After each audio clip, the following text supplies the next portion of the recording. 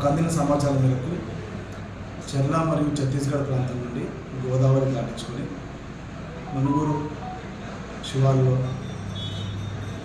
హైదరాబాద్ నుంచి కొంతమంది వ్యక్తులు ఇక్కడికి వచ్చి ఆవులను మరియు ఎద్దులను ఎటువంటి అనుమతి లేకుండా పత్రాలు లేకుండా క్రూరంగా వాహనాల్లో ఎక్కించుకొని నడుస్తున్న పక్కా సమాచారంతో నేను మరియు మా ఎస్ఐ మేడా ప్రసాద్ మరియు సిబ్బందితో కలిసి సుమారుగా 81 ఆవులు మరియు 24 ఎద్దులని మొత్తం 105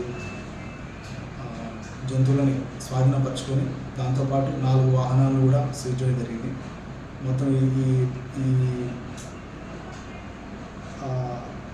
జంతువుల అక్రమ రవాణాలో మొత్తం 8 మంది వ్యక్తులు ఉన్నారు.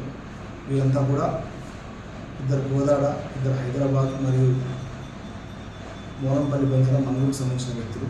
వీరంతా కూడా హైదరాబాద్ జయగూడలోని కబేలాకు తీసుకువెళ్తున్నట్టుగా తెలిసింది. ప్రస్తుతం మహమ్మద్ అనే వ్యక్తి పరారులో ఉన్నాడు. అతని వద్ద పూర్తి వివరాలు ఉన్నాయి. ఈ గోవులని మొత్తం కూడా పాల్వంచ మరియు తొర్రూరులో ఉన్న గోశాలకు తరలించడమైనది. మరియు ఇటు వ్యక్తుల మీద కేసు నమోదు చేసి కోర్టులో పంపడం జరుగుతుంది. For more videos like this, subscribe Big TV channel.